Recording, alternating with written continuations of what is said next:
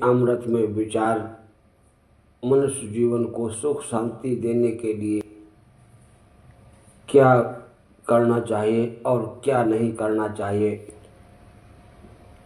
विचार करना है क्या सही है और क्या गलत। इसको जाने बिना कोई कैसे सुखी हो सकता है, कोई कैसे अपने जीवन की शैली को बदल सकता है। बचपन की समझ,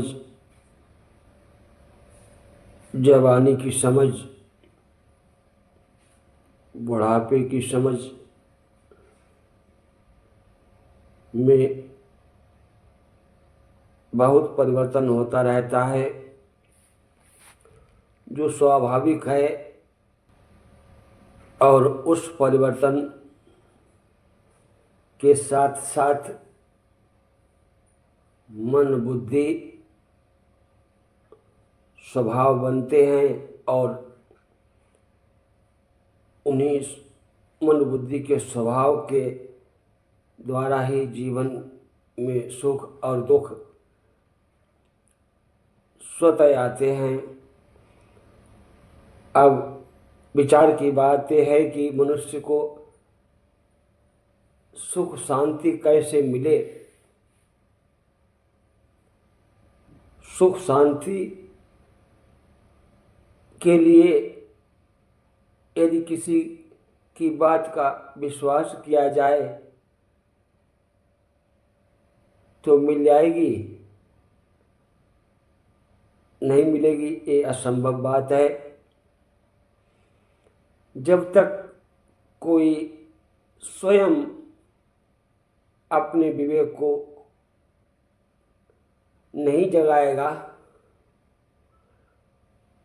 तब तक दूसरे की बात पर विश्वास करके हम अपने जीवन को सुख में नहीं बना सकते हैं।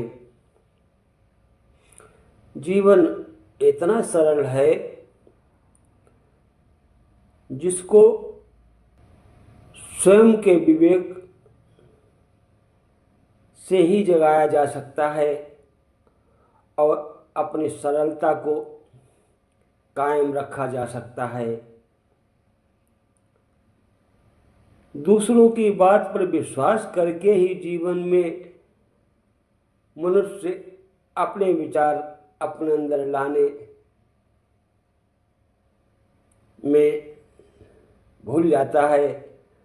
उसके स्वयं के विचार न होने से उसका जीवन भी उधार हो जाता है और उधार जीवन का अपना कोई अस्तित्व नहीं है, क्योंकि आपकी आत्मा खो जाए तो ऐसे ज्ञान का विश्वास दूसरे के द्वारा बताए गए रास्ते से कैसे किया जाए। तो सुख शांति में जीवन बनाने के लिए जो सबसे बड़ी बाधा है वह विश्वास ही है, जो अनादिकाल से परंपरा से अपने अपने ढंग से एक दूसरे को मिलता चला आया है, जिसके कारण मनुष्य अपने स्वयं के आनंद को भूल गया, स्वयं के स्वरूप को भूल गया। जीवन आनंद में कैसे बने, ये बहुत बड़ा प्रश्न हो गया और इस समस्या का समाधान कैसे हो, इसके लिए हमें जागने की आवश्यकता है।